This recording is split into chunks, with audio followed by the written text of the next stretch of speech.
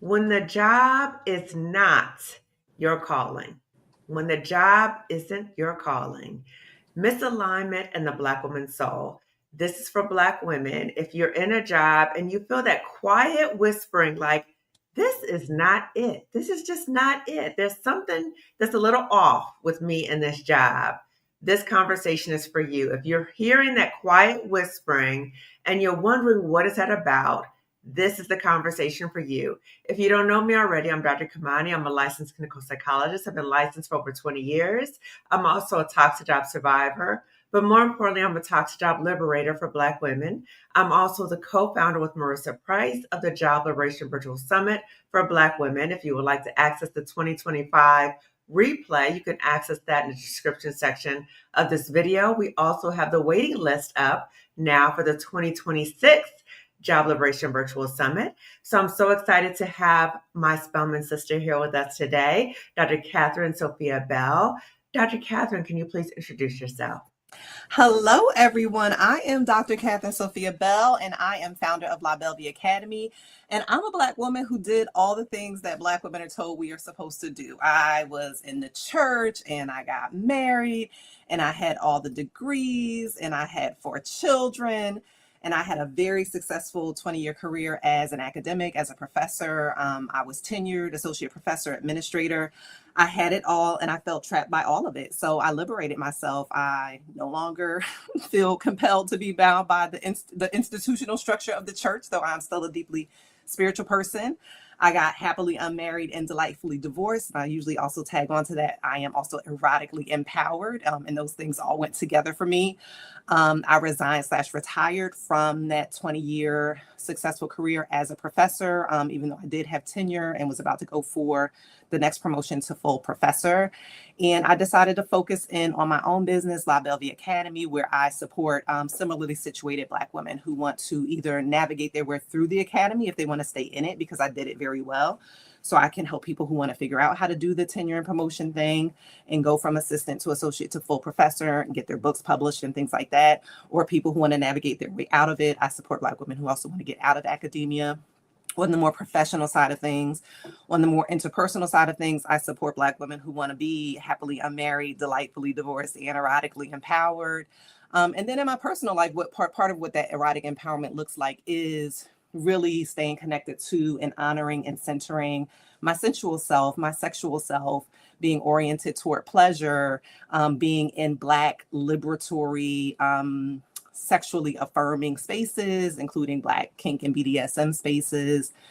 So yeah, I'm kind of living my best life. Like, I'm here doing this live stream, talking about very professional things in my PJs. I just had a wonderful, pleasurable weekend this weekend, spending some time with some good friends, and got back home and took a shower and put on my PJs and said, oh, I'm about to talk to my Spelman sister about alignment and misalignment. And I feel like this is a very aligned way for me to show up very comfortably and at ease. Yes, true to form, true to form.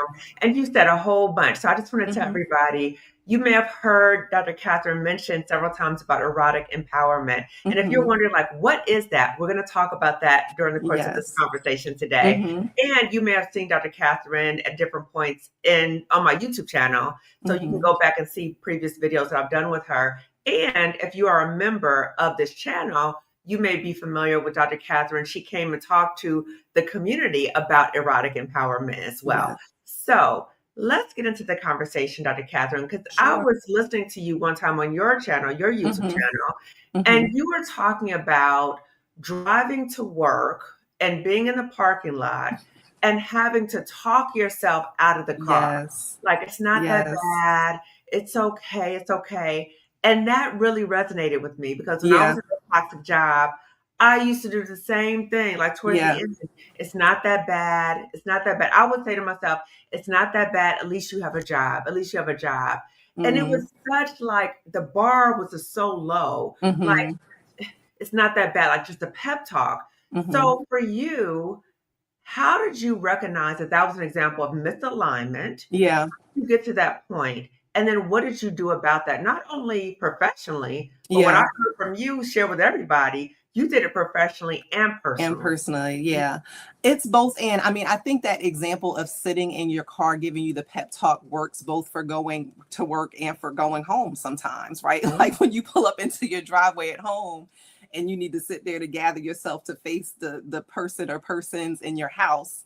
That's another example of misalignment. If you don't like the person that's sleeping next to you in your bed at Ooh, night, then that's an example of misalignment, ouch. right? Like if you can't sleep peacefully or at ease with the person, sleeping in with the enemy, then that is an example of misalignment in our personal lives, but in the professional side of things. So again, this was the last course that I taught as a professor. So I was teaching a graduate seminar on Audre Lorde. And so it's like, okay, I love Audre Lorde. I'm Mhm. working on a book on Audre Lorde now. So I tended, when I was still a professor, again, I'm oriented toward ease. So I tended to teach whatever I was doing research on. So when I was working on my book on Hannah Arendt, I tended to teach seminars and courses focused on the work of Hannah Arendt. When I was doing the Beauvoir book, I taught seminars on Simone de Beauvoir. And now that I'm working on the Audre Lorde book, I was the last semester that I taught in the academy at the university was a graduate seminar on Audre Lorde.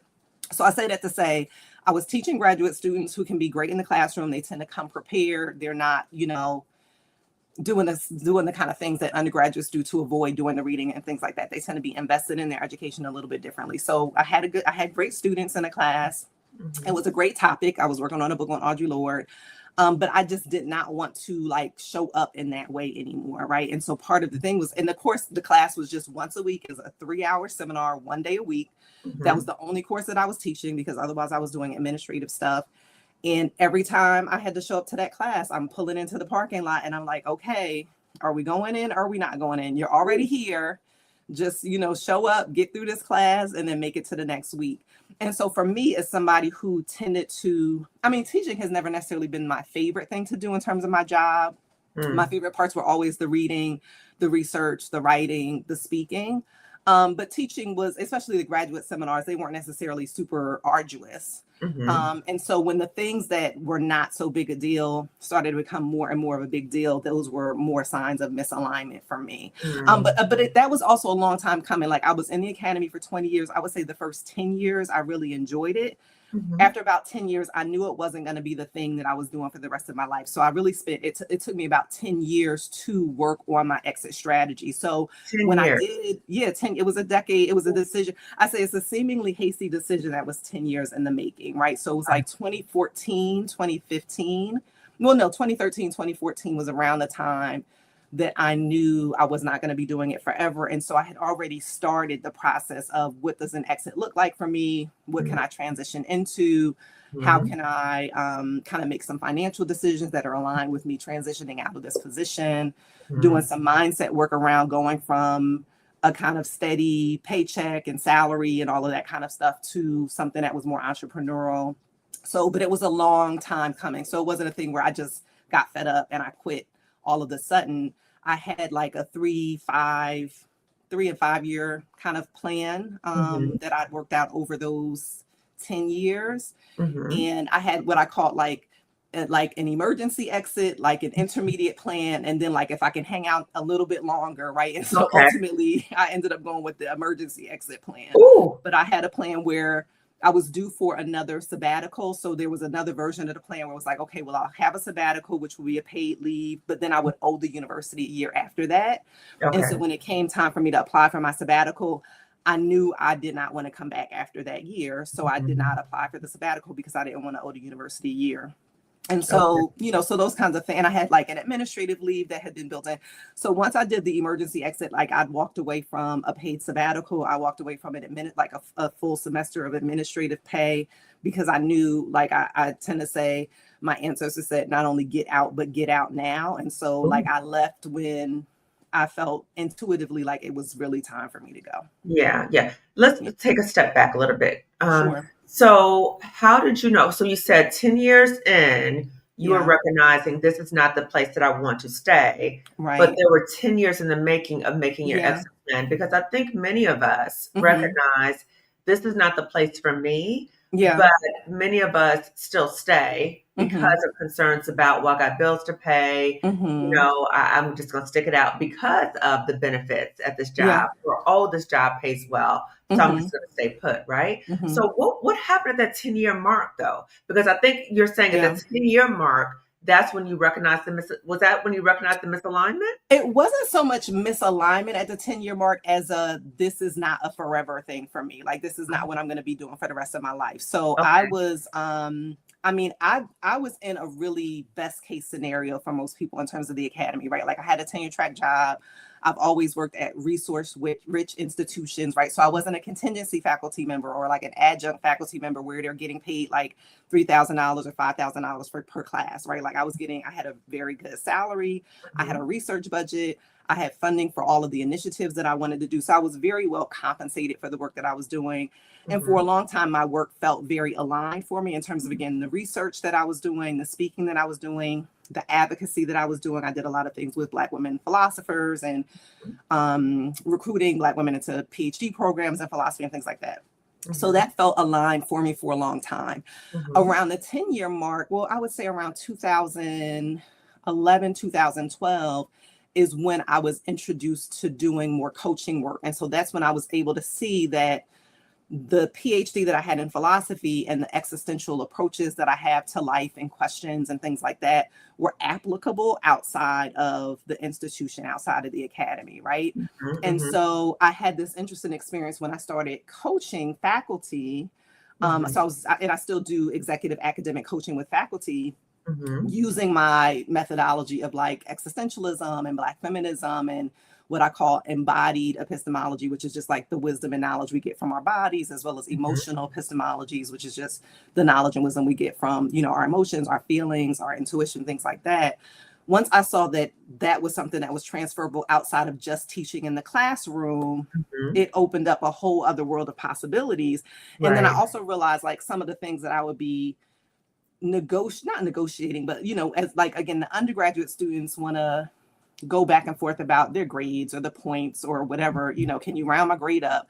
So Mhm. undergraduates are in a situation for different reasons where, they're concerned about their GPA, Mhm. regardless of how much work they may be putting into the class, in part because they may be applying for an internship or applying for graduate school or whatever the case may be.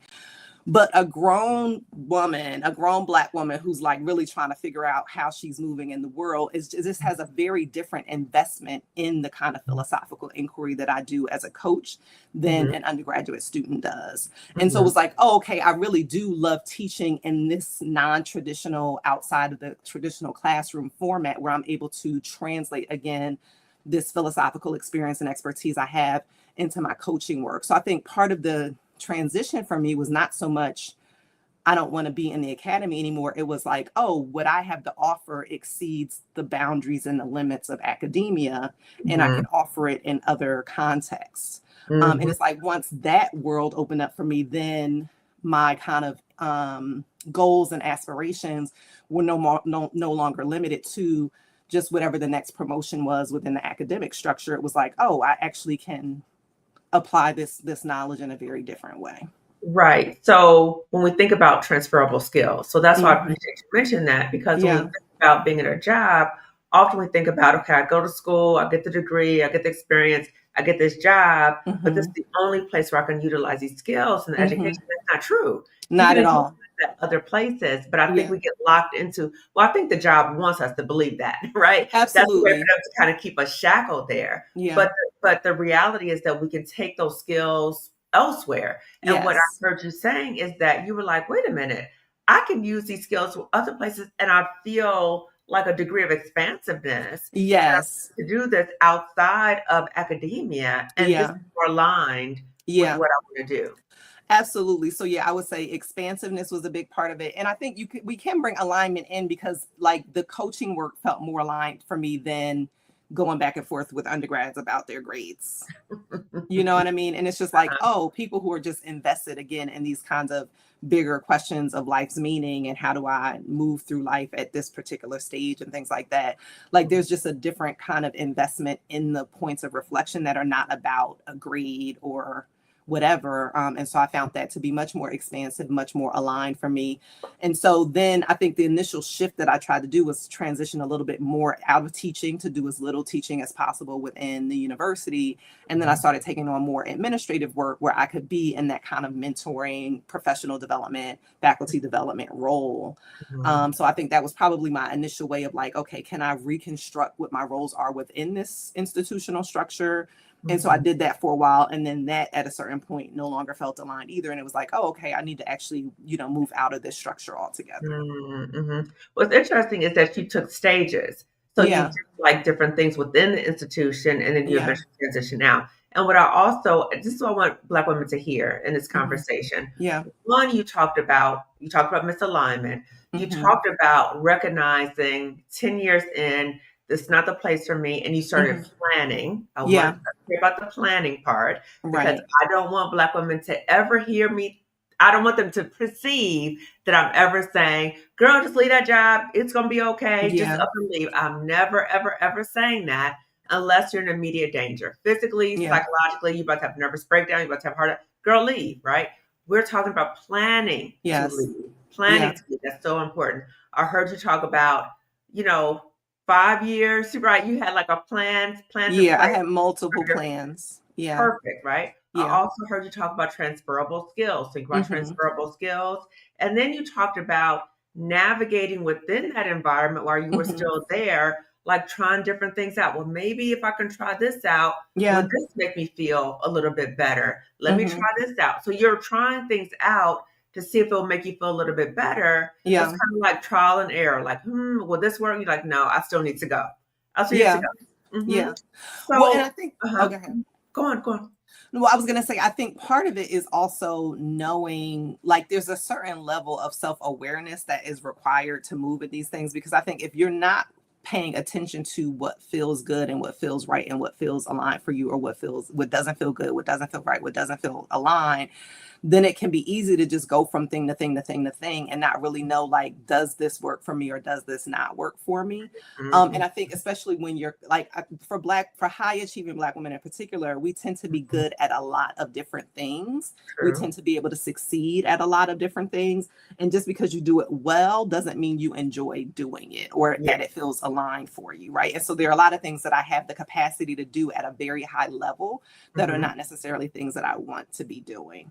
And so Mm. at a certain point, like, you have to take inventory of, and I go through this in some of my course suites and obviously my coaching as well, like in my high achievers course suite, as well as my exit strategies course suite. It Mhm. really is assessing, like, what do you want to do? Like, what are the things? So for me, it was like, what is it about this job that I actually enjoy doing? Right. Like, I enjoy Mhm. reading, I enjoy writing, I enjoy speaking, I like publishing, I like coaching. Mhm. I don't actually have to be a professor to do any of those things, right? There Mhm. are people making a lot of money doing those Mhm. things who don't even have the credentials that I have, right? Mhm.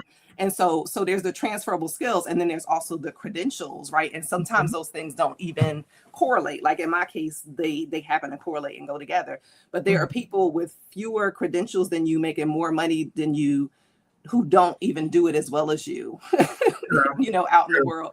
So again, thinking about the transferable skills, thinking about, like, not only what your strengths and what your credentials and experience is, but also, again, what do you actually enjoy doing, right? So Mhm. part of it is taking inventory of, like, what are the things you enjoy doing, Mhm. what are the transferable skills you have, and where are the overlaps between those things, because what you also don't want to do is leave one thing to do something else that you also don't enjoy doing.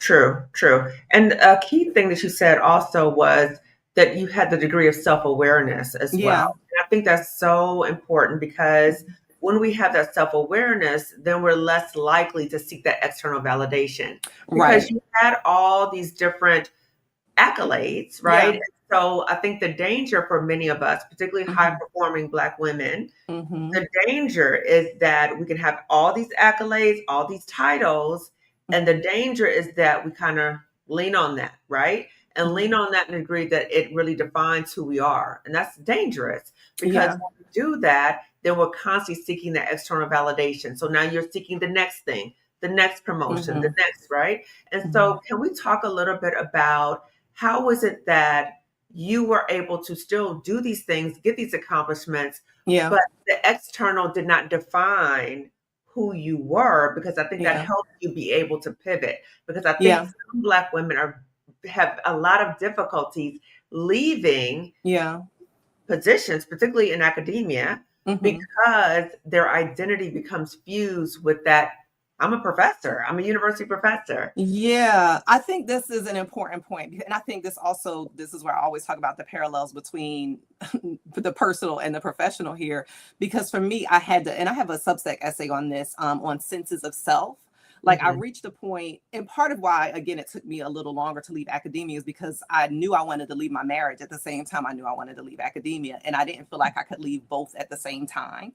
So I Mm. had to execute my exit strategy from the marriage first and then kind of recalibrate from that before I executed my exit strategy from academia, right? Mm. But it was all kind of around the same time where I was like doing my own existential reflection about like, who am I outside of the role of wife, mother, and professor? Like, Mm. who am I at my core? Because there's so many kind of social status Mhm. accolades that come from being wife to, Mhm. like it, Shonda Rhimes, she has like a 10-year anniversary publication now of the Year of Yes. But in the first edition of that, she talks about how, like, with all of the accolades she had as a professor, she Mhm. never got so much attention as when she was dating some man, right? And so it was like the kind of social commentary was like having a man at your side was more important or as important as any of these professional accomplishments, right? So I think Mm. there are ways that Black women are pressured to be married or be partnered or be in relationship with men, Mhm. even when they're not equally yoked or educationally yoked or socioeconomically yoked, right? Like any man at your side is better than not having a man.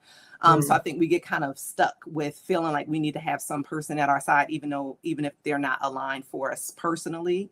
Mm. And also this idea that your womanhood is tied to motherhood in a particular kind of way, whether you've given birth or you're other mothering other folks' children or adopting or whatever the case may be. Mhm. And then, your professional status, your degrees and things like that. And so Mhm. for me, I had to do my own internal audit and existential exploration of like, okay, who am I outside of these roles? So for Mm. me, what I came to was like at my core, I really am a philosopher, which simply means lover of wisdom, right? Like there's a reason why I have all these degrees in philosophy because I'm a lover of wisdom. Mhm. But being a lover of wisdom doesn't require these other externally validated social symbols and statuses, right? And so once I released the label and status of wife, mother, and professor, then I Mhm. can move in the world in a way that I didn't have to feel bound to holding on to those things that didn't feel aligned for me anymore, right? Like being a wife was not a role or an archetype that felt aligned for me. So I was able to extract myself from that. Being a professor was no longer a role that felt aligned for me. So I was able to walk away from that. The motherhood is more challenging because, like, once you bring the kids into the world, they're with you for life, right? So I have to continue to navigate and negotiate that one. But as far as the wife role and the professor role, those were roles that once I assessed that at my core, that's not who I am or want to be, I was able Mhm. to walk away from those or Mhm. repurpose them in a particular way. Like, so I still so for example, my business is still called La Belle Academy, where I'm like, okay, I've created my own academy where I can kind of flourish in my own way outside of their institutional structure.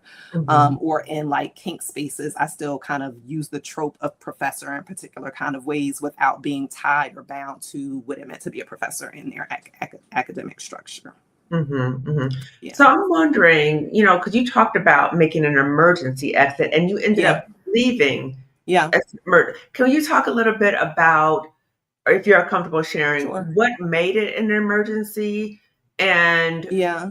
were there any fears in leaving Yeah. an emergency? Because again, a lot of Black women are terrified, like Yeah. terrified of leaving a job, no matter if it's toxic, it's terrified Right. of leaving. Can you Yeah. give us a little bit more information about the emergency plan? Sure. Mm-hmm. Sure. So it was a thing like again, I had been planning over the course of 10 years. And so it's like at a certain point, like, are you gonna jump or not? Right? Like, are you gonna do it or are you not gonna do it?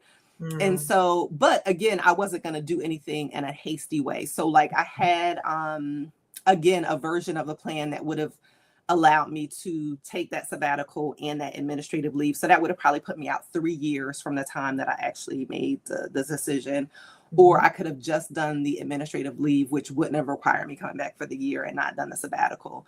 Or I could just leave the administrative leave and the sabbatical and just walk away altogether. So for me, I ended up doing that third option of just walking away altogether instead of pushing out the decision like another 3 years, like 2 to 3 years. And for me, the emergency was like everything. It wasn't a whisper. Like you started out saying like, oh, is there a whisper telling? Like it was screaming loud. It was like, Molly, you in danger, girl. like get out of there. You passed the whisper. And so again, not a hasty decision, but like I put things in order so that I could walk away like when I needed to walk away. And again, it was the same with the marriage. Like I knew I didn't want to be married anymore around the same time, 2013, 2014. I did not actually say out loud to the person I was married to, I don't want to be married anymore until 2016 on our 17th wedding anniversary. I said, I do not want to do this anymore. I do not want to be married anymore. And so then I got divorced that following year, 2017. But it was, so I knew 2013, 2014, and it took me a while to get to a place of like, you know, checking in, making sure that I was sure, doing those, you know, explorations of, again, my attachment to wife, mother, professor, to get to a place where I'm like, yeah, no, I actually don't want to do this anymore. This does not feel aligned for me anymore. And then executing that. And then again, a similar kind of process for leaving the professor position. And the thing is, like, again, for high achievers, it can be easy to constantly set these goals of like, well, when I finish the next book, when I get the next promotion, when I get this thing, then I'll walk away. But I knew I was ready to go. Like once I decided I'm willing to take an L on a paid leave sabbatical, like it's time to go, where I'm just like, I don't even want to owe y'all a year after this. I knew it was time to go. And then there were other things that like literally, you know, the example we started with teaching a graduate seminar on a figure that I adore and not wanting to walk into the classroom was a sign to me that it was time to go.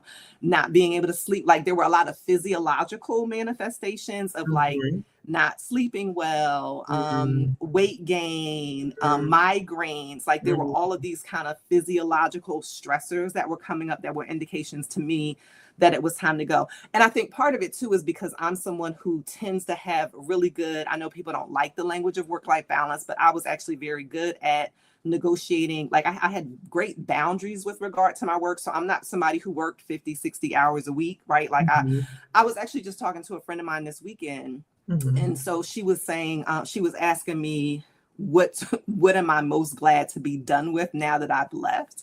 And so, and it's simple things, right? Like it's not even it's like, I'm glad I'm not inundated with emails about foolishness every day that I don't need to respond to. I'm glad that I'm not sitting in department meetings that are a waste of time anymore. I'm glad that I'm not on a bunch of committees about a bunch of stuff that's inconsequential. That's just, again, a waste of time, right? So these are not big, like I wasn't bullied at work. I wasn't being forced out. Like I wasn't dealing with any of those things. In many ways, as my job as a professor was the easiest money that I made. I made good money and it was easy money because it was in my zone of genius, but it wasn't aligned in terms of these other parts of the institutional structure. Right. It was, and you know what? Let me just let's pause there for a moment, because most of the time on my channel, I do talk about toxic work environments. Yet I also want the space to be the full experience of Black women's experience in the workplace. So sometimes it may not be toxic, but sometimes it could be a work environment that you've outgrown or that you're not aligned with anymore. And it may not be toxic. So I'm glad that you said that. Yeah, it doesn't have to be. I mean, in some ways, like an institution is an institution. So they're in some ways they're inherently toxic places, right? But I think sometimes when we use the language of toxicity, I think there are all kinds of other assumptions that go along with like you're being bullied or you're being pushed out or you're being left out of decisions. And so that wasn't my experience. Like if anything, they wanted me at the center of a lot of different decisions that I wasn't interested in being at the center of, right?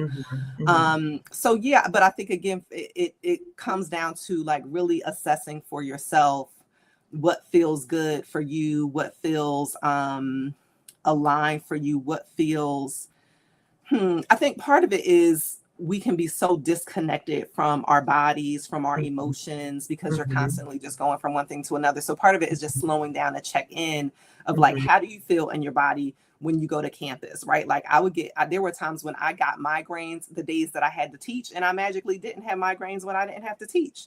And so I'm Mm, like, okay, I'm not somebody that gets migraines, but I happen to get like, there's a correlation between the migraine and this particular activity that I don't want to do. mhm, Right. mhm, Or I feel extra, when I'm able to mostly work from home and write from home, I'm fine. But when I have to go into campus or go to my office, mm, then suddenly there's all this stress in my neck and my shoulders and my lower back. right. Right. So like paying attention to that as opposed to just continuing to move through it. Like, again, your emotions are teachers and lessons. Your body is a teacher and giving you lessons. And I think Mhm, so often we, especially for academics, but I think for a lot of people, you're just operating from the neck up. Like we're in our head so much that we yeah. rarely pay attention to what's happening in our body, even though Mhm. it's always giving us a lot of helpful information. Yeah, I think as Black women, we're often so busy that Mm-hmm. we're taking care of so many other people, doing so many other Mm-hmm. things that we're often disconnected from ourselves. And Yeah. so it's very important for us to be curious and pay attention to our symptoms. And I'm so thankful that you actually mentioned what were the examples, that it wasn't Yeah. a whisper anymore. It was like Mm-hmm. screams, like, Yeah. girl, get out. This is the time to go Yeah. now. It wasn't a whisper. It wasn't. And again, for some people, it may seem mundane, like, okay, everybody has to deal with email. And it's like, but no, I get to deal with email on my terms now, right? Like I'm sending Mhm, the emails, I'm responding to specific emails that I want to be in that I want to be in mhm, conversation with. And so I think a lot of times we assume that there has to be a level of suffering in what we mhm, do. And mhm. because there's an assumption that we have to suffer regardless, you just have to choose which suffering you're gonna suffer through or engage. Then it doesn't occur to us that the suffering that we experience, like everything doesn't have, we don't always have to be bedfellows with our suffering. Ooh, Dr. Catherine, can we circle back to that? Okay, Yeah. what is that about? As Black people and as Black women, Mm-hmm. we have almost been sold the lie Yeah. that we, because, I mean, true, many of us are suffering, Mm-hmm. but we've been sold the lie that that is the Black experience. Yeah. And if we're not suffering, then we're not keeping it real, Mm-hmm. or that we shouldn't complain if we're Yeah. not suffering. Mm-hmm. Can we talk about that? Can we dispel We that? can. And again, I want to differentiate between, because there are times when there are circumstances that we're dealing with that are like that do cause suffering, right? Like if Yeah, you are one of the 300,000 plus women who's been laid off and you don't have a paycheck and you don't know how you're going to pay your bills, like there's a level of suffering with that is like absolutely. outside of your choosing, right? Absolutely. But I think there's also just this built-in assumption that everything has to be hard, everything has Mhm, to be arduous, everything has mhm, to be an uphill battle. And if you're mhm, not like fighting your way through it, then it doesn't mhm. count and it doesn't matter. And so I think we're socialized and conditioned to distrust rather than embrace ease. Right. And so it's like you're almost looking for something to get you. And part of it is you have lived experience where something has been after you to get you. But I think when you have so many of those experiences where somebody is after you and trying to get you or trying to set you up for failure, then you look for that in every experience. Like you don't give yourself permission to have experiences that don't involve somebody who's out to get you or trying to punish you or whatever the case may be. And I think for me, and I know this is not only me, but I'll take an I position here. I have consistently had very positive role models and Mhm, mentors and sponsors over the years, right? So I did like, and I also like, we went to Spelman College, right? Like as an undergraduate at a historically Black, small liberal arts women's college, I had a very nurturing, enriching, and affirming undergraduate experience, right? Like I was never in a classroom where my intellectual capacity was questioned. mhm, So like I think if you're a Black woman who's gone to a predominantly white institution, then or if you were in private school, say all of your life, mhm, mhm, with a lot of white students where your intellectual ability was always questioned, mhm, like there are environments that we can be in that can mhm, reinforce this, be on the lookout for everybody, be hyper vigilant all the time, everybody's out to get you, nobody thinks you have the intellectual capacity to be where you are. Right. I think sometimes if we're in environments that are constantly like that, then it's like a built-in protection mechanism to be vigilant against that. But that wasn't my experience. Like I grew up, I went to public schools most of my life. Most of them were good public schools. I went to Trenton Central High School. I wouldn't say that was a good public school system, but I learned what I needed to learn by the time I got there. But mostly like in Montclair, North Jersey, where my mother had been a part of the community. So I always had teachers who were invested in me. I always had community members who were invested in me. Like I grew up in very positive Black spaces for the most part that reinforced my beauty and my brilliance and my genius and my gifts and my talents, right? So by the time I got into more predominantly white spaces, I hadn't already been conditioned to question myself around white folks, right? Like I never Mm-hmm. aspired to whiteness because there was so much white mediocrity in the face of the Black brilliance that I grew up Right. with, right? Right. So I know that's a particular kind of experience that I've had that's not everybody's experience, Right. right? Right. So Right. if you've had an experience where you've been in predominantly white spaces that have Mm-hmm. constantly questioned you, then there's Mm-hmm. a way in which you've been conditioned differently to question yourself and to have self-doubts and all of this other kind of stuff that I just Mm-hmm. didn't have going all the way up until, you know, Spelman College. So by the Mm-hmm. time I went to graduate school in a predominantly white environment, like at that point, I have more sedimented a certain level of confidence that Self-worth. and self-worth and self-value and things like Yes. that, right? Mm-hmm. So but even in graduate school, like I had very helpful, like again, undergraduate professors were helpful.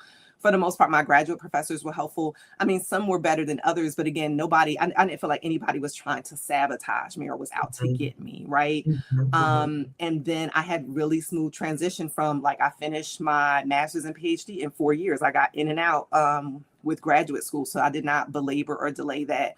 I was able to get a postdoc right after I finished graduate school. I had 5 years of funding in Memphis, so they gave me a postdoc for the fifth year since I finished in 4 years, which meant I got more money that fifth year that I was there. Then I had a postdoc at Emory University. My first tenure track job was at Vanderbilt University, and then I went to Penn State University from Vanderbilt. So I was never in a position where I was questioning, will I be able to get an academic job? Will I be able to get a tenure track job? Like I really went from a postdoc to one tenure track job to being recruited into another tenure track job. So Mm-hmm. I never had the question, like I didn't have the suffering of going on the job market and not getting a job or questioning Mm-hmm. my ability because I did not get a job offer, right? Mm-hmm.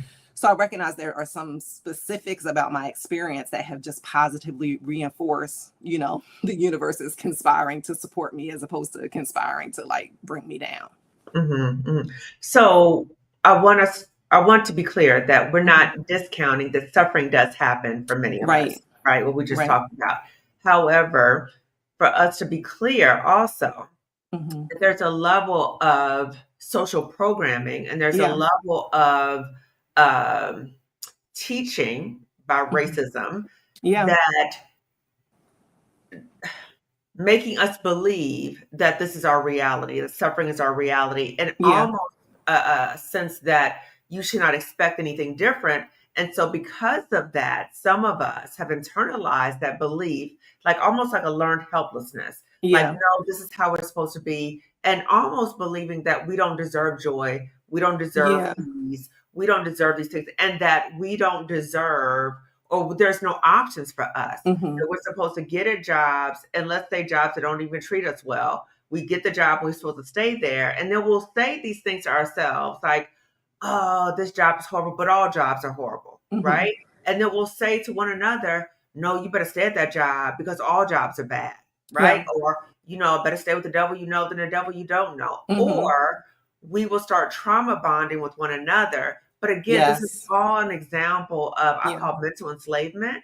So we Mm-hmm. need to recognize that that is an example of the struggle love, Mm-hmm. situation, right?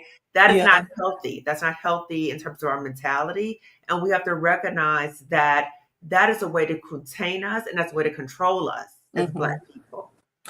Well, and I would say it's not even necessarily a learned helplessness because I think if anything, the expectation is that you work harder and do more, right? So it's Mhm, almost a learned taking on more burdens, right? It's a way of learning. It's like the Zora Neale Hurston, the Black woman is the mule of the world kind of thing, mhm, where mhm. you're expected to take on everybody else's burden. You're expected to anticipate everybody else's needs and meet everybody else's needs to the neglect of True, your own needs. true, true. Um, And I do think there is something about and trying to prove yourself, right? Like there's the language of working twice as hard to get half as far, right? So there are things that I think a lot of times our parents or our grandparents instilled in us in an effort to try to prepare us for certain realities in the world. Mhm. But it Mhm. also conditioned us to believe that, well, yeah, we always have to be working twice as hard to get half as far. And we always have to operate in this level of quote unquote excellence, even in the face of white mediocrity all around us, Right. right? Right. And so I think in some ways the things that I think previous generations wanted to give us as tools for coping in a racist, sexist, heterosexist world and Mhm. it ended up getting us roped into a certain kind of accepting that this is how it is and this is how it has to be. And it's the only way to be, right? Hmm. That if it's that way, yes, there are certain Hmm. environments where it is that way. Hmm. Yet there's other environments where we can still make money, like you just talked Hmm. about coaching. There's Hmm. other ways where we can make money, but it may Hmm. not be those places where we do have to work twice as hard to get half Hmm. as much, Hmm. right? So it's kind of And thinking again, out the it's box. not that it's not that that is necessarily wrong, Hmm. right? Because again, you can probably look at your average Black woman who's gotten tenure and your average white man who's gotten tenure, and I would bet 9 times out of 10 the Black woman has produced more than the white man has produced to get the same promotion. Hmm. Hmm. Right. So it's not that they're not wrong about how the systems work. I think part of it is just this idea that we have to accept how the system works instead of creating Exactly. our own alternate systems. Agreed. Agreed. Hmm. Agreed. Right. And then not recognize and being open to recognize when the system is harming us and being Hmm. open to recognize when the system is not aligned with us anymore. Hmm. Right. Hmm. Okay. So, Dr. Kathryn, can you share with us how long ago did you pivot out? And Hmm. what does your life look like now that you pivoted out? Yeah, so I officially resigned slash retire. I put in my notice on March 1st of 2023, effective June 30th, 2023. So it's been a little over 2 years since I pivoted out. And I'm loving it. So I took about a 6 month kind of my own sabbatical, even though I still did end up doing like I was actually just posting about this, even though I've left the academy as a professor. Of course, I'm still a scholar and a writer and things like that, but I still get asked to do professor things, right? So I have written like 2 tenure letters, for example, since I've left, for Black women who have gotten tenure. So I'm happy to support somebody, another Black woman being able to get tenure and going through that process. Hmm. I still occasionally will review book manuscripts, for example, for presses, but that's something that I get compensated for. I Hmm. don't really do journal reviews anymore because they don't compensate for those. But so there are still things that I like. I still do academic-y things when I'm being compensated for them in a particular kind of way. I still do like lectures and talks. So I'll still get invitations. And what I appreciate is people who know I've left the academy will check in like, okay, are you still do you still show up at universities? Like, will you still give a talk at a university? And I'm like, yeah, if you were paying me, well, I will be happy to show at a university and give a talk. So I do still accept invitations to give like public lectures and talks and workshops and things like that on university campuses. I just don't personally want to be tethered to a university in terms of how I'm moving. But when I can show up, on my own terms, and I'm well compensated, I'm happy to show up at certain universities and departments. So life since I left, I don't have to go to department meetings anymore. I don't have to grade anymore. I don't have to negotiate the problem of Chat GPT and Open AI in the classroom and students plagiarizing papers. Hmm. I don't have to sit on any committees anymore. I don't have to write letters of recommendation anymore. So there are some things that I no longer have to do, but I do continue to write. So like again, I'm working on this Audre Lorde book. Um, I'm working on an article like dealing with some social and political philosophy, just kind of analyzing and assessing the current political and social climate that we're in right now, Hmm. from the vantage point of some work that I did in my first book on Hannah Arendt. And I'm able to really just give my sacred yes to the things that I want to do and give my sacred no to the things that I don't want to do. Right. And so I can structure my day where like with my writing group, like, so I have La Belle Vie Writers, which is a program for, it's mostly academics, but also some independent scholars who are working on their various books. So like on my YouTube channel, I've interviewed several people who've published their books being in liability writers. So that's structured writing time where I'm able to do my writing and also support other people who are, writing various projects. Mhm. I still do my coaching work. And then I also have these self-paced course suites where people can kind of work on at their own pace through the course suites online. And they can pair that with coaching with me if they want like some added support. So like I do have the exit strategies course suite, which is one that really deals with a lot of these questions about pivoting out and exiting, where I really do a deeper dive into like, what are the fears that are coming up for people? What are the finances? Like, how do you get your finances in order? What does freedom really look like? And then I have some bonus content in there looking at like taking personality assessment tests or looking at your zodiac chart, again, to go back to part of our starting point of like, okay, what are your strengths? What are the things you really enjoy doing? What are your transferable skills? And how can you think about utilizing those skills outside of the limitations of whatever position you're in now that doesn't feel aligned for you? Hmm. So, because you mentioned you just talked about coaching. So, can you Mm-hmm. talk a little bit with the Black women that you do coach? Mm-hmm. How do you help them distinguish between I'm stressed out at this job Mm-hmm. to are you misaligned? Is there a misalignment? If How there's stress, do they there's distinguish? misalignment as far as I'm Mhm. concerned. Okay. Right? Like, Okay. because stress for me equals misalignment. I mean, unless you're Got it. somebody who you're just like, well, I'm always stressed. But I think you have to think about like, what are some spaces where you have not been stressed? And your Mm, spaces where there is not a lot of stress is probably your space of alignment. But I mhm, think we assume that stress has to come with something that, like, it's one thing to have a little anxiety, like I'm putting on this big conference or whatever. And mhm, so there's mhm. some, there's some nerves or some nervousness about you want it to go well. And it's like, that's different from like, oh my goodness, every fiber of my being doesn't want to be here and doesn't want to do this. Right. So I Right. think we assume that stress has to be a part of the work that we do. And I don't think it Mhm, has to be. So I think just investigating what is the stress about can give mhm, you some insight into where is the misalignment. mm. And you talked about in your own story about there was a parallel between Hmm. a misalignment in your personal life and a Yeah. misalignment in your professional life as well. Yeah. Do you notice that with many of the Black women that you coach as well? Absolutely, absolutely. And so a lot of times I'm like, once you get free in one area, you ready to be free in other areas as, as well, because it's just like we're being toward freedom. And a lot of times when we're suppressing that, our orientation toward freedom, then you're just kind of going along to get along, whether in your personal life or Mhm, in your professional life or both.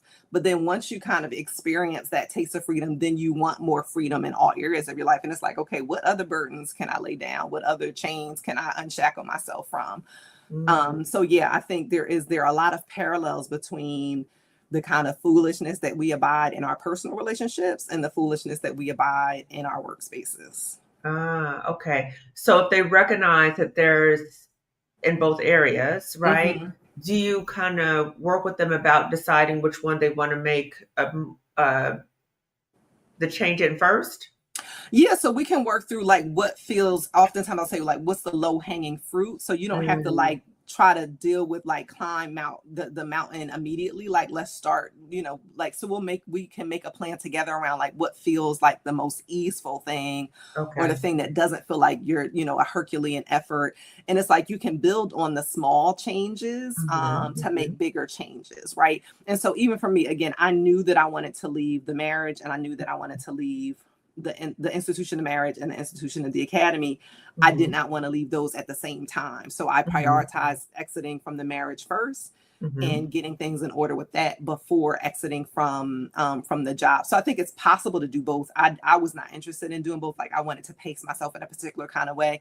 So I mhm, always check in. I always share like this is my experience and this is what my approach was based mhm, on the specifics of your experience. Like I work mhm, on a plan with them about what feels best for them, what do they feel most comfortable moving. But a lot of times I do talk about both simultaneously, right? So it's mhm, not like we have to compartmentalize the personal from the professional, again, because there are mhm, always so many overlaps between the two. So we can talk about both of them and figure out like, again, what are the strategies that we want to execute on the personal side of things? What are the mhm. strategies we want to execute on the professional side of things?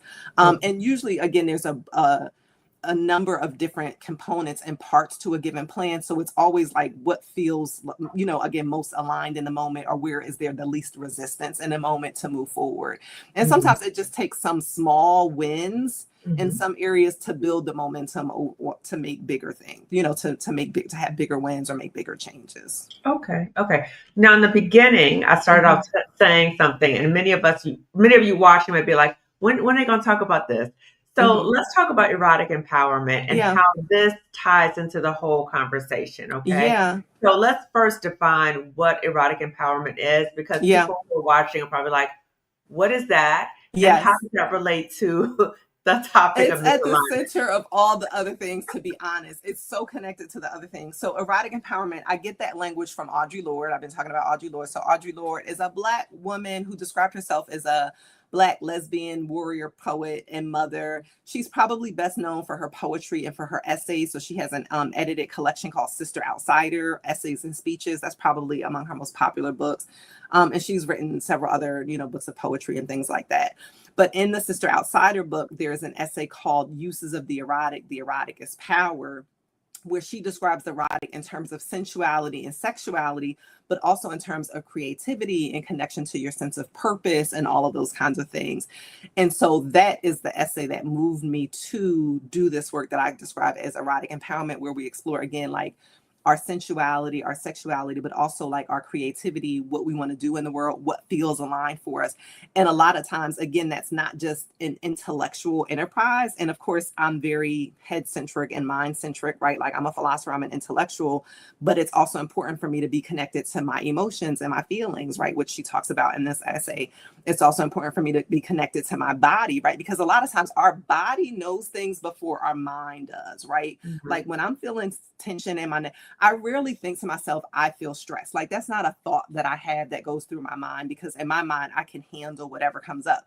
But my body will tell me, girl, you're stressed. How do I know I'm Mhm. stressed? When my neck and shoulders are tight, or when my Mhm. lower back is tight. It's like a physiological indication for me that I'm stressed. But I know Mhm. this because I've cultivated a relationship with my body where I pay attention to those kinds of things. Or if I'm Mhm. having migraines, that's an indication of stress for me. I'm not somebody who has had migraines my whole life, right? So some people, it's tied to what they eat and things like that. But I know for me, if I'm having migraines, it's because I'm stressed about something.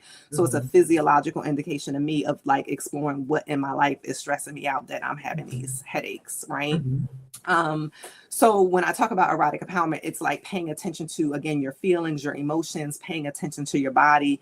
But it's also like giving yourself permission to experience pleasure, right? And so, again, as Black women, we've tended to be socialized. And a lot of this, again, is generations before us wanting to protect us from the hypersexual Jezebel image and stereotype and being taken advantage of sexually and things like that. But, they were so hyper vigilant in trying to keep us from becoming teenage moms that they Mhm. didn't teach us how to explore our bodies, explore our sexuality, explore our sensuality, and really be empowered in a sexual experience, right? So for a lot of girls in general, and then Black girls in particular, you're oriented toward, like, I know for me growing up in the church, it was like, so you need to be a virgin and be extra, don't have sex outside of marriage. And then your virginity is something you give to your husband, right? Like you're not at the center of what that sexual experience is. And so we're constantly taught that our bodies is something for somebody else's pleasure, but never to really center our own pleasure and our sensual and our sexual experiences. So a lot of what I do with erotic empowerment is really unpacking a lot of that programming and help people, giving people permission to connect to, again, their sensuality or sexuality or creativity, their pleasure. And again, that doesn't always have to be like sexual intercourse, but it can also be like just enjoying a nice warm bath with some candles, right? Like, so your senses are all of your senses, not just sexual, but like the sense of smell, the sense of touch, the sense of taste, right? So you can have a sensual experience with a delicious meal, for example. It doesn't always have to be sexual, but also we're not leaving sex off the table because that's also important. Sex is important. And so Okay. that's something that I had to learn over time. Like, and I'll say for me, like I was not sexually satisfied in my marriage, right? But it didn't occur to me that that was a problem. I assumed either I'm a professor, I'm an intellectual, I'm in my head more, I'm not in my body. So I'm just not into sex, right? This was the story that I told myself. Not like if you're not enjoying sex and you're, well, with anybody, whether it's your husband or not, like that's a problem, right? So it didn't occur to me that not being sexually satisfied was a problem. And it wasn't until after I got happily unmarried and delightfully divorced and had beautiful, amazing, orgasmic sexual experiences that I was like, oh, I actually really enjoy sex. I was just not partnered with the right sexual partner. Right. But I think a lot of women, and again, Black women in particular, are engaging in sex that is not in any way satisfying to them, let alone orgasmic to them. Or at the other extreme, is actually very painful for them. Like they are literally suffering through it to provide something to some partner without any regard for the impact, the negative impact it's having on them. Mm. So this ties to misalignment in the sense of being connected to yourself and Yeah. knowing what gives you pleasure Yeah. and knowing what gives you purpose, right? Yeah. So many Yeah. of us are disconnected from all of that. Right. Right.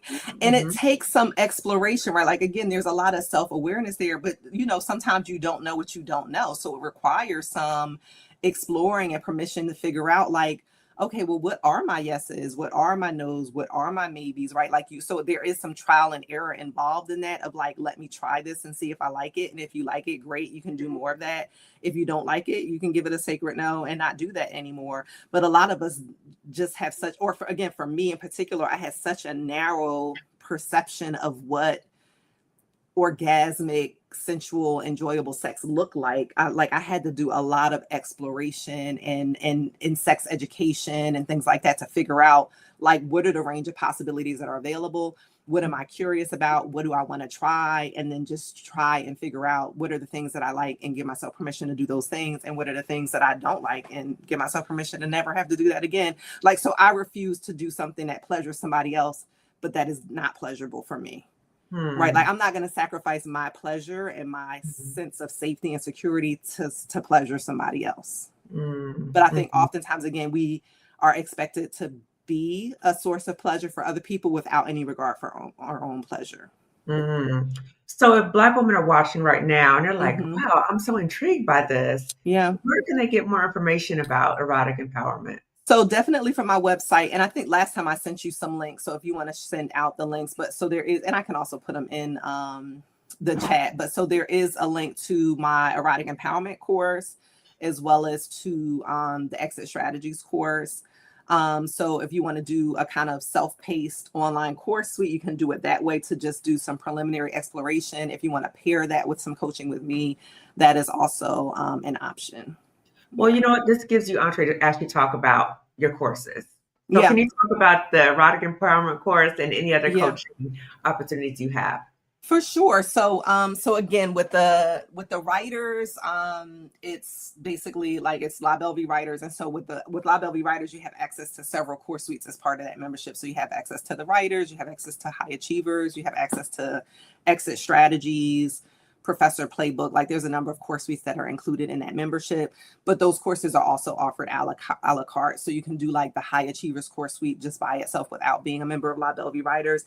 And that course suite is helpful for like there's some planning, like purposeful planning connected to that. But that's where a lot of those existential questions are raised, where you're looking at like what are your wants, what are your needs, what are your boundaries, what are your fears, what do you want to give like a sacred yes and a sacred no to? So that high achievers course suite is really designed to explore some core existential questions to figure out some of these things in terms of like that self-awareness. Like there's a section in that course where, and it's more geared toward professors, but it's definitely like applicable to other professions as well. So there's like an energy assessment when you look at like what are the core expectations of your job and how do you feel after you do that part of your job, right? Like, so for me, I mentioned like say emails, teaching department meetings. Do I feel energized after I send an email or receive an email, or do I feel depleted after I send or receive an email? Do I feel energized after being in a department meeting, or do I feel depleted after being in a department meeting, right? And so you can kind of track what's your energy when you're engaged in some of the core roles or tasks or assignments that are part of your job. And then it becomes easier to see where all the misalignment is, right? Like if you have 10 core competencies or responsibilities as a part of your job, and all 10 of them or 7 out of 10 of them leave you depleted and drained, well, there's a sign that you are not in an aligned position, right? Versus when you look at a list of things and you're like, oh my goodness, I feel so energized. Like I feel super energized after a coaching session. I feel super energized whenever I'm talking about the things that I do. Like I never feel depleted after doing the work that feels aligned for me, which is not to say it's not work, right? Like, but it's Right. just, it's aligned. It's again, part of my zone of genius. So it's a different kind Mhm. of energetic exchange than, Mhm. oh God, I have to go and show up and do this thing that I really don't want to do. Yeah. Yeah. So the high achievers course suite gets into some of that stuff. Again, Mhm. the exit strategies course suite really gets into naming what are the fears that come up around leaving. And again, part of those fears are the existential status fears of like, who am I outside of this role, whether it's professor or government worker or community leader or whatever the role, teacher, whatever the role is, you know, lawyer, engineer, whatever. Who am I outside of that role? So those kind of existential fears. Also deals with things like the sunken cost bias of like, I spent all this time getting all these degrees and how I'm just going to throw them away by quitting, right? But that's a false narrative, right? Like you're not Mhm. throwing away your degree. You get to take every degree, all the experience, all the expertise with you into whatever else you do moving forward. So it's Mhm. processing some of that stuff. It's also, again, processing the fears around finances and money. So getting Mhm. into some of the money stuff and some of the ways that I was strategic with like stacking cash and saving money to prepare for exiting. And then also again, like freedom, like what does freedom look like so that you can imagine stepping into something else, and it's not just the fear of what you're walking away from, but you can kind of cultivate an excitement about what you're walking into and what the Mhm. future possibilities are. So those are things in the exit strategies course. I also have a bunch of disclaimers. I'm not a therapist, I'm not a financial planner, and I'm not an attorney. I am a philosopher. I'm a lover of wisdom, and that's the vantage point that I'm presenting all of that information. And then the erotic empowerment course is a lot about what we were just talking about, right? Really unpacking, like identifying the programming that we've gotten around erotic disempowerment Mhm. and exploring that and unpacking that and figuring out like, okay, of the things that you were taught around your body, around your sensuality or your sexuality, like what parts of those things are empowering that you want to carry forward, and what parts of them were disempowering and you want to release that and let it go and replace it with something different. And then exploring again, what does that look like for you? So what erotic empowerment looks like for me may be very different than what it looks like for you, but you get to decide what that looks like for you. And so I just help people kind of map that out for themselves, again, through a lot of the existential inquiries, as well as the, again, connection to your body, connection to your sensuality, and things like that. And these are like one-to-one coaching, group coaching. So it's for the coaching is for the most part one-to-one. And then the course suites, again, you can go at your own pace. So you can pair if you want to say like, if there's 10 classes in the high achievers course suite, if you want to like do one coaching, so like you can do a coaching session with me for each of those classes, so you can kind of go through that content, and then we can have a one-on-one where we can explore it and apply it more and things like that. That's how it's set up. Okay. Yeah. Okay. Or you could just do one-on-one coaching without the course suites as well. But the course suites are helpful to give you a starting point for that self exploration. Okay. And people can find all that on your website, right? Yeah. Yeah. Okay. So that would be in the description section of the video, but can you also give me your website so I can put it in the in the chat right now? Sure. It's www.kathrynbelle.com. So it's just my name. Kathryn. So I'm going to put it in the chat right now, everybody. Mm-hmm. KathrynBelle.com. Mm-hmm. Okay, so I'm putting that in the chat so everybody can access that and contact. But you did some disclaimers, but let me just say something Mm-hmm. that you are a Black woman who successfully pivoted out, Yeah, for sure. right? So even though she gave disclaimers, Well, I she give the disclaimers because it's just like, this is not legal I advice. got This is you. not financial advice. This is not counseling advice, but I'm an expert at pivoting. I'm the queen of the pivot. Exactly, right? She's doing it well. She's doing it well. So I just want to just say something based upon some of the things that I heard you say when you were Mm-hmm. talking about your coaching programs. Um, when you talked about misalignment, and you talked about the energy drain Yeah. and being able to assess, like when you're at a job, like does it fill you up or does it deplete your energy? I Mm-hmm. think that is so important to be able to determine that Yeah.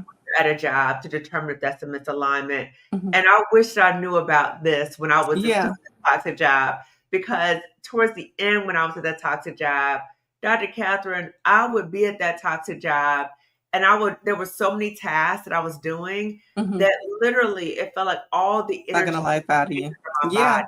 Like I had to literally tell myself, stay awake, stay awake, stay awake, stay awake. Now you talk about like being intellectually stimulated. It was total opposite of that, Yeah. right? So Yeah. it was draining to the point. Again, I had to like tell myself to stay awake. It felt Yeah. like I don't know if you ever heard listen to this song by Maxwell, and he talked about like being submerged in the Mm-hmm. light. Like I felt like I was being held underwater Mm, and I was being forced to breathe. Like I couldn't mm, even breathe because I was just being stifled, right? yeah. So I just think about like in college, right? It was so intellectually stimulating and being Right. around all these brilliant black women. And I'm just like, oh my God, like I'm trying to keep up with them Yeah. and stimulate it. And just the complete opposite. That's how Yeah. I felt. And, when we think about misalignment, Mm-hmm. and what I just would tell myself, even though I was misaligned, Mm-hmm. right? Even though I would tell myself, oh, and just like, oh my God, I wish I could just take a nap. I would still lie to myself. And I think Yeah. many of us do this. Yeah. We recognize we're misaligned, but then Mm-hmm. we'll still lie to ourselves. Okay, it's It's a okay. coping mechanism, yeah, because you're not ready to make the decision. And again, like sometimes there are there are real financial barriers and structures that are in place, which is why it's like, okay, so like if the money is the main barrier, how do you work out the money so that that does not become the main barrier? So, but I think we lie, so in existentialism, it's called bad faith, right? Like you engage in self deception because that's the coping mechanism to keep doing Mhm. the thing that you know actually doesn't feel good. And Yeah. again, it's the same parallel in personal relationships, right? When you leave that date or you're in the house with that person who Mhm. sucks the life out of you, you have all of this kind of joy and all this kind of stuff, and he's sucking his teeth and rolling his eyes every time you're excited about something, or you feel good about what you wore out and he's looking like, oh, you wearing that. Right. Like, I think there are ways that, or even if they're not saying anything, because I think we've gotten caught up in the like, what's the green flag? What's the red flag? And I think that Mhm. will mislead you because you're looking Mhm. for somebody else's green flag and somebody else's red flag. Mhm. What your truth is how do you feel after you leave that person, right? Like, what True. is your energy after spending time with somebody? And do you feel True. uplifted or do you feel exhausted? Do you feel True. energized or do you feel depleted? And True. so, like, I met plenty of people who like are nice enough people, but I was emotionally and intellectually and everything exhausted after being around them. And it's like, yeah, this is not aligned for me. He doesn't have to be a bad person. He's Yeah. just not aligned because I'm exhausted after spending an hour with this person. Oh, yes. And I agree with what Marissa said. How does your body feel? Pay attention to that. And the other Yeah. thing, too, is I think it's important for us to remember when we're paying attention to our body and we pay attention to, do I feel depleted, or do I Yeah. feel energized in this Yeah. situation? That we recognize, okay, so if I feel this way, what is keeping me in this situation? Yeah. Okay. Like we interrogate that. Is it Hmm. fear? Is it something else? So Hmm. let's dig into the fear. So for Yeah. me, it wasn't just, oh my God, how am I going to replace my income? It was the false belief Hmm. that that job was the only place where I could make money, which was a Yeah. total Right. lie, a Right. complete lie. And I think many of us believe that, Hmm. but we have to remember that we do have transferable skills. We do Absolutely. have options, and to Yeah. remember that. And I just want to be very transparent with the audience. Don't cancel me, everybody. Don't cancel me. But I did go back to the toxic job, but let me tell you why. Hmm. It wasn't to work there. It wasn't to Hmm. work there. I'm a national trauma trainer for Hmm. an evidence-based intervention. So I Hmm. did go back for the company that I'm a national trainer for to Hmm. do a trauma training at the toxic job Hmm. or temporarily just to do trauma training, right? hmm So don't cancel me. I did not go back to work at the toxic job, okay?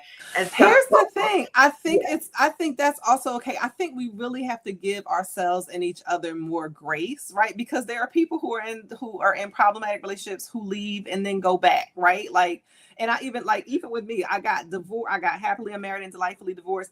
I revisited to my regret, like, well, maybe da, da, da, da. So I even have an essay on Substack called "The Year I Don't Talk About" because it's the year that I actually revisited something that I should have left alone. So there are times when we may rebound and go back to something because you're like, okay, am I sure that this is the thing?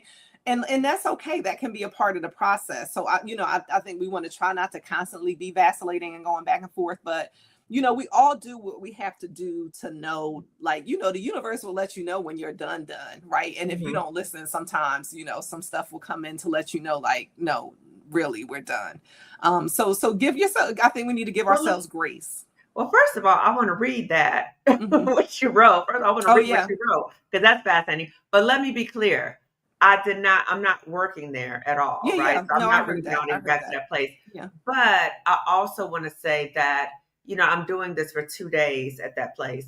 Hmm. But when I was there, and each time that I hear about the place, each time I have contact with people from the place, and particularly when I went there last week, every time it is a reminder Hmm. of how misaligned I was when I was there, Yeah. you Yeah. know, and how thankful that I am that I'm no longer there. So it's like a Absolutely. full circle moment. And Yeah. so it was the timing was so perfect, Dr. Catherine, because I was Yeah. thinking, oh my God, like, I have no regrets at all, to be back in that in place, right? Yeah. Be back in that space. It was no feeling like, oh, I wish, or, oh, I wish I could have tried, or no, no, it was none of that. Hmm. It's a reminder of I'm so thankful that I'm in a different space right now. And the timing was perfect that I'm going to be talking to you about misalignment. So, and I'm going to be talking to my private community. I'm doing reflections about me going back into that toxic environment to do a training, but also thinking about going back on my own terms, that I wasn't Yeah. going back as a job, just going in and out, right? But thinking about ways that we're able to navigate situations differently. Oh, and Marissa put your Substack here. I saw Check it that. out. Thanks, Yes, Marissa. check it out. Check it out. So, Dr. Catherine, as I we're put all my winding, business in the street on the Substack. That's I where all the can't tea wait. is. I can't wait to read that. Okay.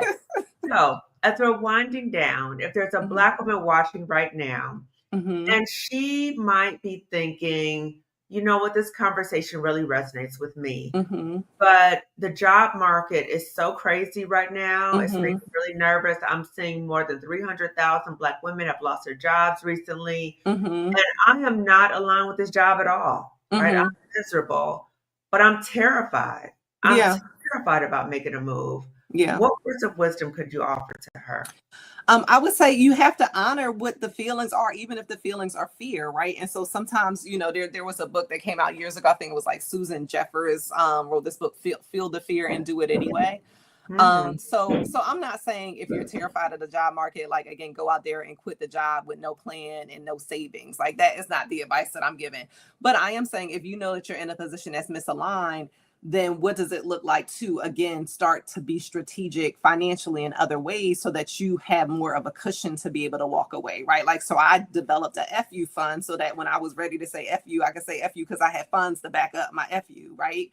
So I think it is important to, have, get some finances in order to give yourself a bit of a cushion for transition. And you can also look into other positions while you're in the same position, if that feels better for you as opposed to like just quitting altogether and then like going on a job market from a place of not having, any source of income. But I think it's good to honor and recognize the fear. The fear is real and it's informed by all kinds of things. And I think part of just even the all of the things swirling around in the news on social media is intended to make you more fearful, to keep you more stuck, right? So part of it may also be pulling off of social media, not reading so many of the headlines so that you're not constantly in this tailspin about everything that can go wrong. And really think through like what's your best case scenario, right? If everything could go right. I had a really good friend when I was first contemplating and then the marriage where I was just like, I'm scared of this and I'm scared of that. And so she said, well, if you focus on what you're scared of, that is where your energy will go and that is what you will attract. So she said, what does it look like? What's your best case scenario? If you were able to exit this marriage as smoothly as possible, as cordially as possible, what would that look like? And so once I shifted that energy from everything that I feared would happen around Hmm. the exit to like how I wanted it to happen, when I Hmm. ultimately got happily unmarried and delightfully divorced, it was actually very smooth. Like it was a Hmm. very, like I was able to get a post-nup signed. I was able to, like, we did mediation. We weren't in court. Like literally everything that I imagined that I wanted to happen in terms of that exit to a T happened. Like some other stuff happened after that. But in terms of like the particular process of getting like extracting myself from that relationship, when I focused Hmm. on what I wanted, I literally got exactly what I wanted, exactly how I wanted it. Hmm. So part of it is like, acknowledge the fear, but don't be overwhelmed by it and like Right. let it just drown you. Part of it is like really connecting to a sense of imagination and vision that exceeds the limits of the fears. Yeah, yeah, that's really good advice. And I'm going to quote Glenn Mazzini, who talked about it's important for us to acknowledge the fear because when Mm-hmm. we're like, oh, I'm not afraid, or I'm not afraid, No, the oh, fear is there. the fear is Mm-hmm. there, right? Or we say, oh, if I feel the fear, that must mean I need to stop. No, you Mm-mm. need to acknowledge the fear because it's a normal reaction. Mm-hmm. Okay. Mm-hmm. So, what Glenn Mazzini said is to acknowledge the fear is there, Mm-hmm. recognize it's like a fence, it's like a gate. You walk through it, but Mm-hmm. also look at who are the people around you who can support you as you're walking through the gate. Mm-hmm. Who are your accountability partners? Who are the people who can support you? But be Mm-hmm. mindful of the people who will exacerbate the fear, right? The people who will put Yeah, like you can't tell lighter fluid everybody on when it, you're making don't tell moves. those Yeah. people. Mm-hmm. Right. Yeah. No, I think it is important to, like, again, that goes back to self-awareness and then knowing like who you can talk to about what things, because you can't Exactly. tell everybody everything. So like figuring out like who is that inner circle of support. And a lot of times, like, if you can find somebody who's done what you want to do, then that can be Hmm. like, which is why I think the coaching model works, because it's just like I'm not somebody that talks about doing something that I did not actually do. Right. So it's just like Right. I know the different kind of things that come up along the way because I went through those different kind of things. So I can like hold space for that and speak to that. But Yeah. if there's somebody else who's also scared, then sometimes y'all are feeding off each other's fear unless you can kind of work together to move through the fear together and make be accountability partners to move forward in a certain kind of way. But yeah, I think it is important to be careful about who you talk to about what kind of moves you want to make. Yeah. Kathryn, can we just briefly talk before we read the community chat Mm-hmm. about and Colette and I were briefly talking about this too, Mm-hmm. because some stuff we saw on Facebook recently. Mm-hmm. Um, how can someone or how can a Black woman Mm-hmm. use discernment Mm-hmm. and investing in a coach Mm-hmm. who is helpful to her? Because, that's an investment. That's an It investment. is an And, investment. as Yeah. Black women, many times money's tight. Yeah. Okay. So, what are some things or words of wisdom that you can Yeah. offer to Black women Mm-hmm. who are thinking about coaching? Because Yeah. when we think about therapy and coaching, I just want to just briefly say the difference between therapy and coaching. Therapy is more of a deeper dive, right? So, Mm-hmm. looking at like the underlying issues that give rise to what you're going through, the struggles you're going through. And Mm-hmm. so be mindful that a coach is not a therapist. Yeah. Sometimes they kind of, do things that might be therapeutic, but they're Mm-hmm. not a therapist. Yeah. If a coach tries to go into therapeutic types of things, be mindful of that. That person is not licensed. Okay. Mm-hmm. Mm-hmm. If you need therapy, you go to a licensed mental health professional Yeah. because there's a recourse if something goes afoul. Yeah. Okay. So please go to a licensed mental health professional who is licensed to practice in your state. Okay. Yeah. Now I get a number of referral people contacting me. Can you be my therapist? I'm Mm. only licensed in California. Yeah. Okay.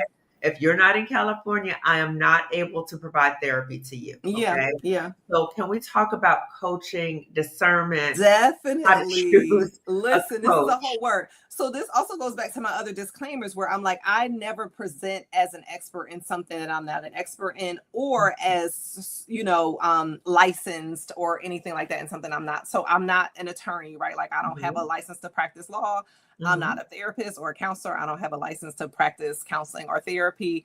I'm not a certified financial planner, right? So I can mhm, share with you like these are some of the moves that I made that can be helpful. mhm. But usually the people that I work with who do the best have, and I also encourage this, we need a whole team of support around the moves that we're trying Sure. to make, right? Like, so Oh, I have therapists, I have coaches, I have energy workers, Reiki people, I have massage therapists. Like I make sure that my mind, body, and spirit are all well taken care of mhm, in terms of like my support team and how I move through, especially through really challenging, difficult kind of situations, like when I was on my happily unmarried journey or the transition right. out of academia, right? Mhm, And so I think we often do well when we have a whole team of different people that are able to speak to and meet the different needs. And oftentimes they will like help positively reinforce you and like hold you, give you the accountability and encouragement you need as you're walking through different things. So yeah, it's important to know like even if your coach happens to also be a lawyer, that doesn't mean that the coach is your lawyer. Or even if the Sure. coach happens to be a therapist, it doesn't mean that that coach is your therapist. Like you're saying, like, I'm licensed in California. If you are not in California, I am not licensed to, work with you in that capacity. So I think part of it is knowing what the coach is and what it isn't.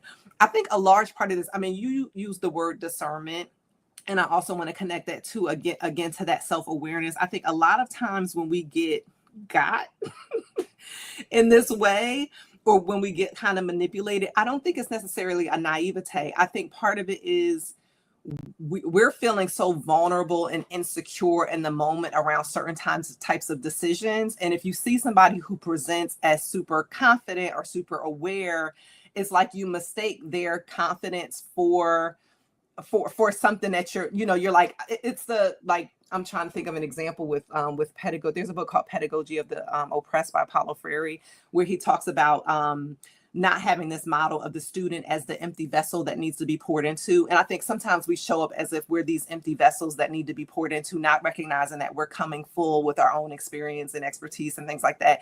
And we're really wanting to be in partnership with somebody who can help us work through certain kind of things. So I think it's, again, remembering that you are showing up to the table with something to offer, and you might just be seeking like some guidance or some encouragement to go through, like having somebody to encourage you through the process of figuring some things out, or somebody to hold space for you or mirror for you the different things that are going on.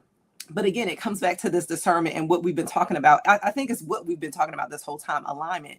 So if you see somebody on social media or whatever, like a lot of times you do have access to certain kind of coaching personalities. Like I have a Substack, right? Like I have a YouTube channel, I'm on social media.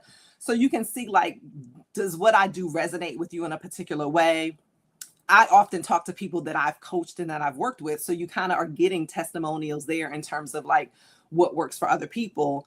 Sometimes there are reviews available on people. So see if there are reviews or social media posts where somebody may be, you get the positives as well as maybe some negatives that people are, experiences that people are having. But I would also say, like, pay attention, like, is there a there, right? Like when somebody's always just saying, make a quick buck, or this is the easy whatever, like just pay attention to, like, is there a there with what some people are offering? And again, it even goes back to what we were just talking about in terms of like the energy, right? Like when you watch somebody, are you feeling like this feels very surface? This feels very overly materialistic. This feels very quick fix.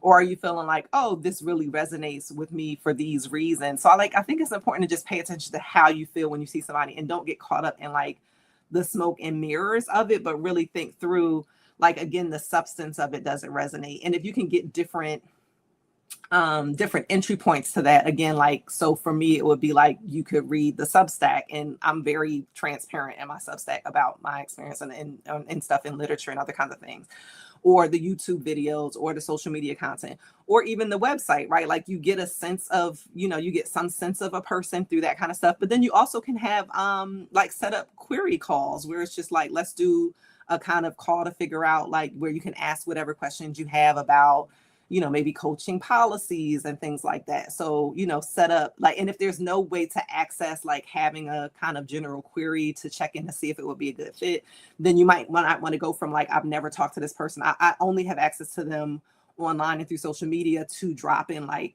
10, 20, 50 G's on somebody that your only interaction with them has been via a screen, you know what I mean? And not like a one-on-one conversation. But I think part of it is, again, people are feeling very vulnerable and really looking for, like, I think we think the solution is outside of ourselves when it isn't necessarily outside of ourselves. And again, it's good to get support as we're making certain kind of things, but don't believe that your salvation is outside of you and Yeah, somebody else, I agree. I agree. From somebody, this is me, someone who has got from a Mm-hmm. coach. Okay. Yeah. I just want to say the importance of doing research, Yeah. right? Look at reviews, Mm-hmm. and also finding out, as a result of participating in this coaching program, Mm-hmm. are you going to get clients from this Mm-hmm. coaching programs. So Yeah. before you make this investment, Yeah. are you going to actually get clients from this coaching program? Mm-hmm. And Paulette and I are going to be doing a video about this. Okay. Yeah. So Yeah, multi. knowing what you want to get out of it. So for example, I'm not in the business of coaching, like prepping coaches to be coaches, right? Like that's not what my thing is, right? So I'm like, if you want to write a book, I can help you have some set aside structured time to get your book right. But I'm also like, I'm not a writing coach, so I'm not reading your materials. I'm literally just helping you set aside sacred time to do the thing that you want to do, and then I do some group coaching around that.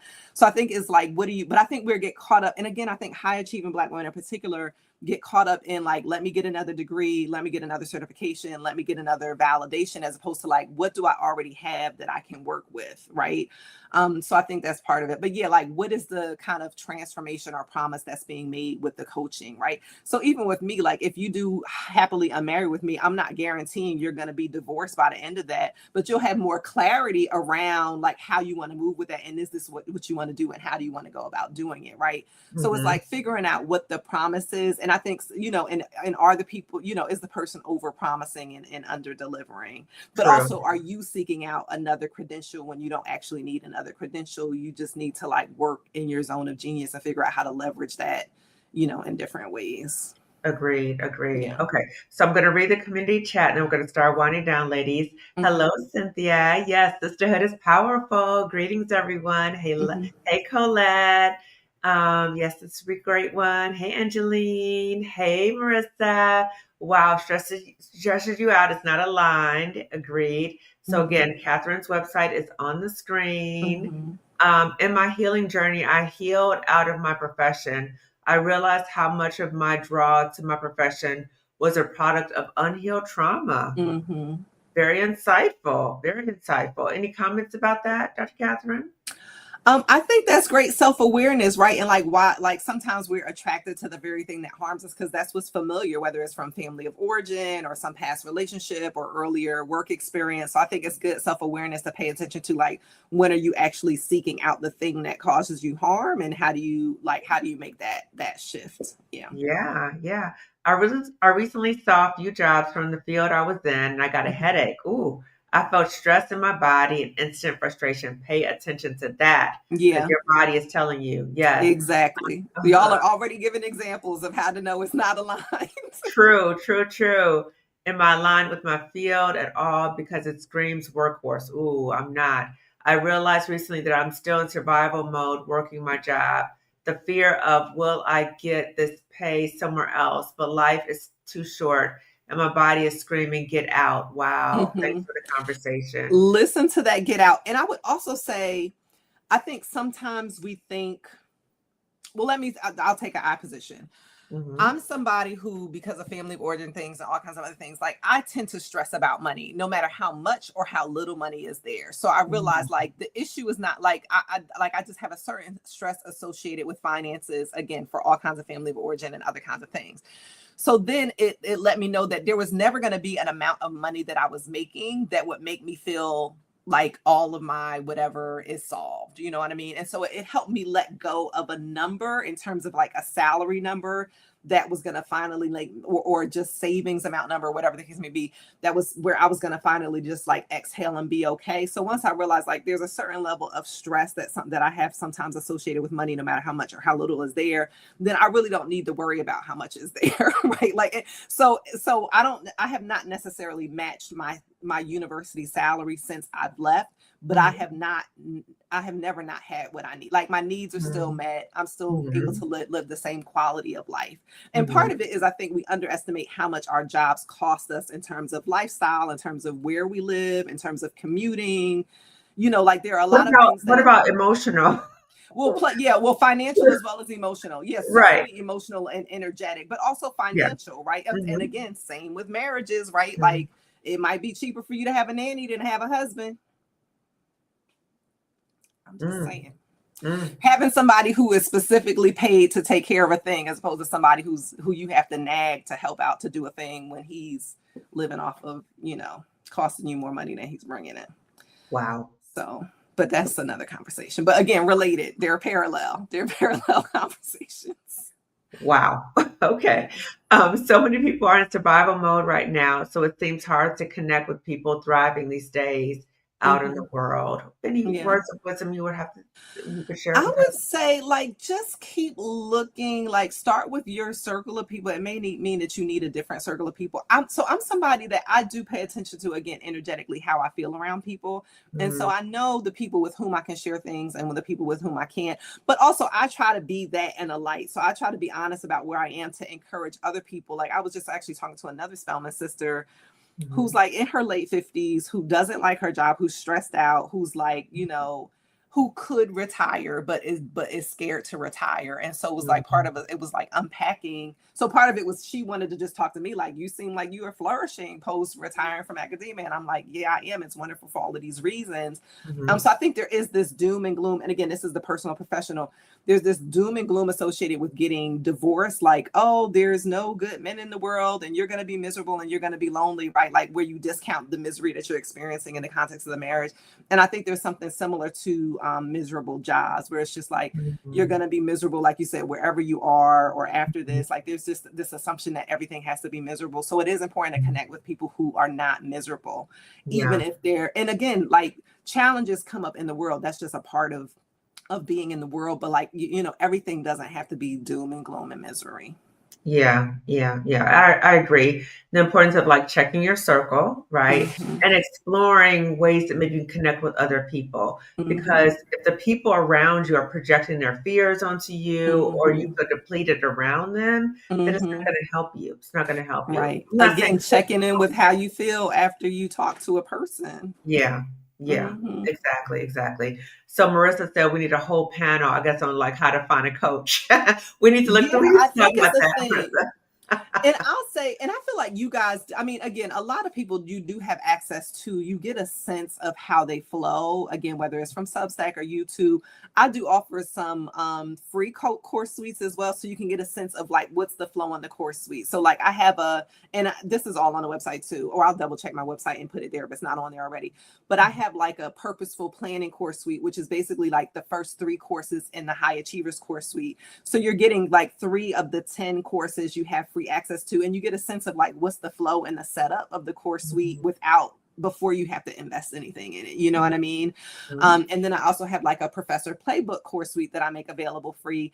And again, part of that is I know not everybody has research funds or access to whatever mhm, to do the coaching, but you get a lot of access to how I approach coaching through my professor playbook course suite. Like there's a lot of stuff in that course suite that is currently being offered complimentary. So those are other ways where you can like what's the access that you have to some of it that you get a sense of, what the energy and the vibe is before you actually invest the money into it, or yeah. start low and then decide if if the entry point has been valuable, then do you want to build on that as opposed to going from literally like zero to tens of thousands of dollars. Yeah, I think that's great. I think that's great.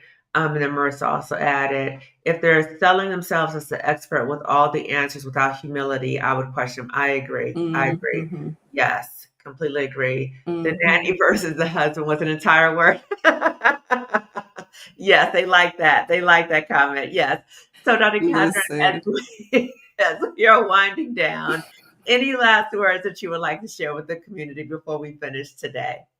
I just want to encourage y'all. Listen, we are beautiful, we're brilliant, we're fabulous, we're amazing. Again, we have valuable and transferable skills, and sometimes it's just a matter of like figuring out how to go about doing that. And again, giving yourself the grace and the permission to make some mistakes. I think sometimes we don't give ourselves permission, like it's the perfectionist tendency. Like if I can't do this 100% or all the way right, then I shouldn't do it at all. But I would say, like, give yourself grace, give yourself permission to make mistakes and figure some things out. And don't feel like you have to make any hate, like you don't have to call up your job and quit tomorrow. But once you Mhm. wrap your mind around the possibility of quitting, then you can align your actions with that intention, right? Like, so again, for me, when I was leaving the academy, if I knew I wanted to leave, doing something that was going to keep me roped in for more years was not aligned with my decision to leave, right? And so, or like lower your performance, right? Like I think a lot of times we show up, our 10% is most people's 100%. Ooh, So part of like your resistance or your transition point might be, instead of showing up 100% doing everything, practice some strategic incompetence, right? Like don't be the person that volunteers to take notes in every meeting. Don't be the person that volunteers to pick up the slack and stuff like that. Now sometimes you're assigned that, and you can figure out how being assigned it, you can do as little, do as little as possible, or do the whatever. But I think part of it is because we show up doing our best in everything, then people just extract more and more and more. So part of the transition period might be, how do you do the barest of minimum while you're still in it, as you're working on transitioning out. I Yeah, love what you strategic said. incompetence. And look, sometimes they call it weaponized incompetence, right? Like when the man acts like he can't go grocery shopping without you cutting and pasting pictures of every item you get from the grocery store. Like that's a kind of weaponized incompetence. But for me, strategic incompetence is like showing up and not doing my best so that you don't ask me to do it again. You know what? That sounds like. Do you remember the TV show Everybody Loves Raymond? Mm-hmm. Okay, I don't know if you remember, but one time he actually admitted to that. He had Yeah, I actually think men admitted do it all the to, time. hmm And they get like, promoted for it, right? Like male, especially white male mediocrity gets promoted in a way that, Black women kind of are not allowed to move in that way. But if you want to leave anyway, there's no need to give your best to the thing that you want to walk away from. mm, So it's like, how can you try to practice doing the bare minimum on your way out and reallocating that energy to the thing that you actually want to do? And the wow. other thing is, though, a lot of times because we're such high performers, and again, I'll say like our 10% is most people's 100%. There have been times when I rolled back and I was like, I'm really just going to give like 10% effort. And people didn't even notice because you're so fabulous and amazing. It's like they don't even notice that you've rolled it back. Like you notice energetically, but people around you don't notice because your 10% is most people's 100%. So just like dial it all the way back. I love that. Our 10% is their 100%. Yeah, it really like, and I'm not exaggerating, seriously. Yeah. Wow, I agree. I agree. So, Dr. Mhm. Kathryn, thank you so much for being my My guest again. pleasure. Thank you so much. So, everyone, I'll have Dr. Kathryn's information description section of this Mhm. video. Also, you may already know that I'm going to have an event with Dr. Pamela Buchanan coming up about I'm Not Your Superwoman, how to take off that Superwoman cape for the Mhm. holidays so you don't feel depleted during the holidays, like you like Yeah. dragging because you're doing everything for everybody during the holidays. So if you're trying to figure out how to put that cape down during the holidays, we're going to show you how. So she's going to talk about it from the medical doctor perspective. I'm going to tell you from the psychologist perspective. So that's coming up November 19th. So get your ticket for I that. It's love going to it. be on the screen, also in the description section of this video. So everyone, thank you so much for watching. Give this video a thumbs up. Please share this video with at least 2 other Black women. If you haven't already subscribed to my channel, please do so, and also turn the notification bell so you'll know when I upload another video. And Dr. Kathryn, the name of your YouTube channel is? Oh, I don't know if it's Kathryn as Belle or if it's La Belle V Academy. Let me double check real I'll quick. put that in the description section as Okay. well. So I should know also, this. It's also either La subscribe Belle to V Dr. Academy or Kathryn's Kathryn as YouTube Belle. channel as well. Yeah, Okay. yeah, So we'll link to it. everyone, Thank you. yes, everyone, please, please, please check out her channel. And everyone, please have a good rest of your day or evening. Okay. Take care, everyone. It was a pleasure. Bye, everybody. Take care. Bye bye.